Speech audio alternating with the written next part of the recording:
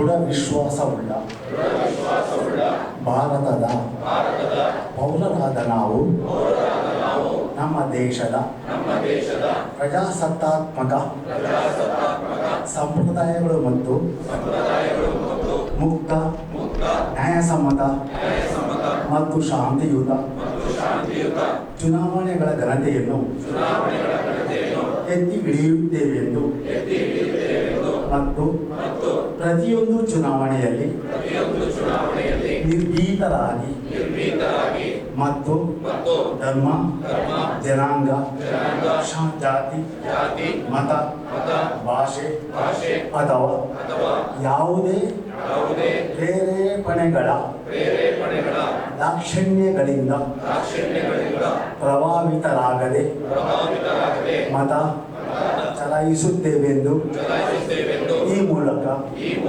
ಪ್ರತಿಜ್ಞೆ ಸ್ವೀಕರಿಸುತ್ತೇವೆ. ಎಲ್ಲರಿಗೂ ನಮಸ್ಕಾರ. ನಾವೆಲ್ಲ ಇವತ್ತು ರಾಷ್ಟ್ರೀಯ ಮತದಾರರ ದಿನವನ್ನು ಆಚರಣೆಗೊಳಿಸುತ್ತೇವೆ. ಈ ಒಂದು ದಿನಾಚರಣೆ ಮತದಾರರ ದಿನ ಅನ್ನೋದು ಅದೇನು ಆಚರಣೆ ಮಾಡ್ತಾ ಇದ್ದೀವಿ, ಇದು ಬಹಳ ಮಹತ್ವ. ಇದು ನಾವು ಬರೀ GPCC ಅವರು ಮಾಡುವಂಥದ್ದಲ್ಲ, ಇದು ಒಂದು ರಾಷ್ಟ್ರೀಯ ಅಭಿಯಾನ. ಒಂದು ಎಲೆಕ್ಷನ್ ಕಮಿಷನ್ ಫೌಂಡೇಶನ್ ಏನಾಗಿದೆ ಅವತ್ತಿನ ದಿನನ ನೆನೆಸ್ಕೊಂಡು ಈ ಒಂದು ಕಾರ್ಯಕ್ರಮ ಆಚರಣೆ ಮಾಡ್ತೀವಿ. ನಾನು ಈ ವಿಚಾರ ಯಾಕೆ ಹೇಳ್ತೇನೆ, ನಮ್ಮಲ್ಲಿ ಯುವಕರಿದ್ದಾರೆ, ವಿದ್ಯಾರ್ಥಿಗಳಿದ್ದಾರೆ, ಅವರಿಗೆ ಈ ವಿಚಾರಗಳು ಬಹಳ ಇಂಪಾರ್ಟೆಂಟ್. ನೀವೆಲ್ಲ ಇದನ್ನು ತಿಳ್ಕೋಬೇಕು. ಯಾವ ಪ್ರೊವಿಷನ್ಸಲ್ಲಿ ಎಲೆಕ್ಷನ್ಗಳು ಮಾಡ್ತಾರೆ, ಯಾವ ಪ್ರೊವಿಷನ್ಸಲ್ಲಿ ನಮಗೆ ವೋಟಿಂಗ್ ರೈಟ್ಸ್ ಇದೆ, ಯಾವ ಪ್ರೊವಿಷನ್ಸಲ್ಲಿ ಎಲೆಕ್ಷನ್ ಕಮಿಷನ್ ಆಫ್ ಇಂಡಿಯಾ ಆಗಲಿ ಸ್ಟೇಟ್ ಎಲೆಕ್ಷನ್ ಕಮಿಷನ್ಗಳಾಗಲಿ ಇದ್ದಾವೆ ಅನ್ನೋದು ನಾವು ಪ್ರತಿಯೊಂದು ತಿಳ್ಕೋಬೇಕಾದಂಥ ಒಂದು ವಿಷಯ ಇದೆ. ಆರ್ಟಿಕಲ್ 325 ಏನಂದ್ರೆ ಮಹತ್ವದ ಒಂದು ಪ್ರೊವಿಷನ್. ಪ್ರತಿಯೊಬ್ಬರಿಗೂ ಈಕ್ವಲ್ ರೈಟ್ಸ್ ಕೊಟ್ಟಿದ್ದಾರೆ. Everybody will have equality in the electoral rules. Everybody, without discrimination of religion, race, caste and sex. Everybody will have only one for the election, for a parliamentary election, for a state election and many local self-government elections. In the same way,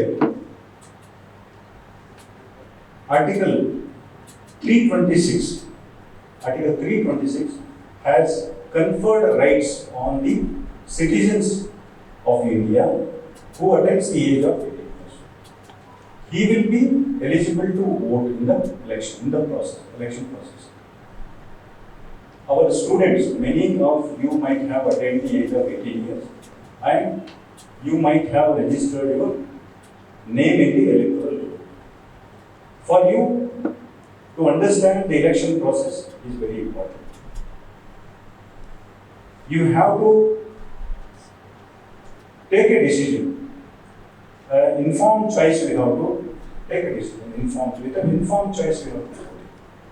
Without fear, without the influence of anything, you have to cast your vote. It is not merely selection of a government that you will be doing, but you are shaping the future of our country. Whoever you vote, it directs the future of the country. You should not influence by anything and cast your vote without fear. That is the provision given in the Constitution. Sridhar in the same way, and other provisions in the constitutions are like the Parliament has the power to make laws with respect to election process, and the state legislature also has the powers to make laws with respect to the state elections. Like that, recently you might have read in the paper, state government, Karnataka state government is choosing the ballot paper for the local government. Like that, the state government has the power to make amendments for the state laws with respect to the state elections. Whereas Parliament has the power to make rules and regulations and laws with respect to the entire election process. So this is the system that we have in place. These are all the provisions given in the Constitution of India. So I request our faculty members and our teachers, you help our students and nurture them to become a well-behaved citizens of this country, well-behaved, informed citizens of this country, with respect to participate in the election process without any bias, without any fear, without any discrimination. And build a strong and vibrant India. That is possible only when we do election process without any bias. So today we will pledge this elections day that is being given to us. It's the responsibility. It is everybody's responsibility. It's a national duty of everybody to participate in the election process. You should not run away from your responsibility. It is also responsibility as well as your national duty to cast a vote.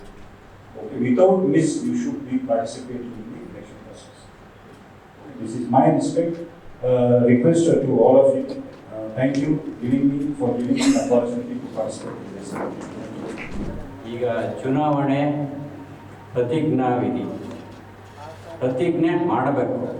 ಅದನ್ನು ಮಾಡಿದ್ದು ನಮ್ಮ ಆತ್ಮಸಾಕ್ಷಿಯಾಗಿ ನಡೆಸ್ಕೊಳ್ತೇ ಇಲ್ವಾ ಅನ್ನೋದು ಅದು ಇನ್ನೊಂದು ಪ್ರಶ್ನೆ. Election commission of ಇಂಡಿಯಾದವರು election commission of Karnataka instruction ಮಾಡ್ತಾರೆ, ನೀವು free and fair election conduct ಮಾಡಬೇಕು. ನೋಡಿ, ಹೈಸ್ಕೂಲು ಮತ್ತು ಕಾಲೇಜ್ಗಳು ಇದಕ್ಕೆ ಅವೇರ್ನೆಸ್ ನಾವು ಚೆನ್ನಾಗಿ ಕೊಟ್ಟರೆ, ಅವರು ಅರ್ಥ ಮಾಡ್ಕೊಂಡ್ರೆ ಇವತ್ತು ಮಾಡ್ತಾ ಇರೋದಕ್ಕೆ ಈ ಒಂದು ಫಂಕ್ಷನ್ ಸಾರ್ಥಕತೆ ಅನಿಸುತ್ತೆ. ಯಾಕಂದರೆ ನಮ್ಮದು ಥಿಂಕಿಂಗು, ನಮ್ಮದು ವ್ಯಕ್ತಿತ್ವ ಅದೆಲ್ಲ ರೂಪುಗೊಳ್ಳೋದೆ ನಮ್ಮ ಹೈಸ್ಕೂಲು ಕಾಲೇಜ್ ಅದಾದಮೇಲೆ ನಾವು ಒಂದು ಫಿಕ್ಸ್ ಆಗ್ಬಿಡ್ತೀವಿ ಇದೇ ಥರ ಅಂತ. ಸೊ ಅದು ಇದಾಗಲ್ಲ, ಚೇಂಜ್ ಆಗಲ್ಲ. ಎಜುಕೇಟೆಡ್ ದುಡ್ಡು ಇಸ್ಕೊಂಡು ವೋಟ್ ಹಾಕ್ತಾ ಇದ್ದಾರೆ, ಇದು ನಮಗೆ ಅವಮಾನ. ಎಜುಕೇಟೆಡ್ಡು ಎಲೆಕ್ಷನ್ ಇಂದು ದಿನ ಹೇಳಿದ್ದಾರೆ, ದುಡ್ಡು ಇಸ್ಕೊಂಡಿದ್ದಾರೆ, ನಮಗೂ ಗೊತ್ತಿದೆ ಅದು. ಸೊ ಇಂಥ ಪರಿಸ್ಥಿತಿ ಆಗಬಾರ್ದು. ನೋಡಿ, ಎಲ್ಲಿವರೆಗೆ ನಾವು ನಮ್ಮ ಆತ್ಮಸಾಕ್ಷಿಗೆ ನಮ್ಮ ಮತ ಹಾಕಲ್ವೋ, ಅಂದರೆ ನಾವು ಒಬ್ಬರಲ್ಲ, ಇದು ಒಬ್ಬರಿಂದ ಆಗಲ್ಲ. ಆದರೆ ಒಂದು ವೋಟ್ ಇದೆಯಲ್ಲ, ಒಂದು ಓಟು ಭಾಳ ಇಂಪಾರ್ಟೆಂಟು. ಈಗ ಒಂದು ಚುನಾವಣೆಯಲ್ಲಿ ಸಂತೆಮರಳ್ಳಿ ಚುನಾವಣೆ ಅಂತ ಇತ್ತು ಎಲೆಕ್ಷನ್. ಆ ಎಲೆಕ್ಷನ್ನಲ್ಲಿ ಒಂದೇ ಓಟಲ್ಲಿ ಧ್ರುವನಾರಾಯಣ್ ಅನ್ನೋದು ಸೋತರು. ಒಂದೇ ಓಟಲ್ಲಿ ಸೋತರು. ಅಂದರೆ ಒಂದು ಓಟಿನ ಮಹತ್ವ ಭಾಳ ಇಂಪಾರ್ಟೆಂಟ್. ನಮ್ಮ ದೇಶ ಯಾವ ರೀತಿ ಅಂದರೆ ಪ್ರಜಾಪ್ರಭುತ್ವ, ಸರ್ವತಂತ್ರ, ಸ್ವತಂತ್ರ. ಇಲ್ಲಿ ಅನಿಲ್ ಅಂಬಾನಿಗೂ ಒಂದೇ ಓಟು, ಅಲ್ಲಿರೋ ಸ್ಲಮ್ಮಲ್ಲಿರೋನು ಅವನಿಗೂ ಒಂದೇ ಓಟು. ನೋಡಿ, ಇದೊಂದು ಇದಲ್ವಾ, ಅದ್ಭುತ ಅಲ್ವಾ?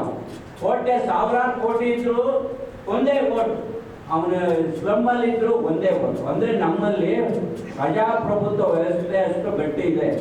ಆದರೆ ಅದನ್ನು ನಾವು ಉಪಯೋಗಿಸ್ಕೊಂಡು ಹೋಗ್ಬೇಕು. ಆದರೆ ಇಲ್ಲಿ ನಮ್ಮಲ್ಲಿ ವಿಧಾನಸಭೆ ಎಲೆಕ್ಷನ್ ಸ್ಟಾರ್ಟ್ ಆಯಿತು ಅಂದಾಗ ಅವಾಗ ಅವೇರ್ನೆಸ್ ಮಾಡ್ತೀವಿ, ಆಮೇಲೆ ಸುಮ್ಮನೆ ಆಗೋಗ್ತೀವಿ. ನೆಕ್ಸ್ಟ್ ಲೋಕಸಭೆ ಎಲೆಕ್ಷನ್ ಸ್ಟಾರ್ಟ್ ಆದಾಗ ಆಗ ಅವೇರ್ನೆಸ್ ಮಾಡ್ತೀವಿ, ಆಮೇಲೆ ಸುಮ್ಮನೆ ಆಗ್ತೀವಿ. ಅದು ಆಗಬಾರ್ದು.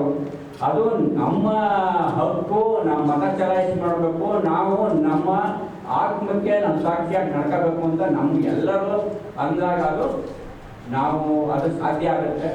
ಮಾತಾಡೋಕ್ಕೆ ಅವಕಾಶ ಕೊಟ್ಟ ನಮ್ಮ ನಿರ್ದೇಶಕರು ಹಾಗೂ ನಿಮ್ಮೆಲ್ಲರೂ ನನ್ನ ವಂದನೆಗಳು ಅರ್ಪಿಸ್ತಾ ಇದ್ದೀನಿ.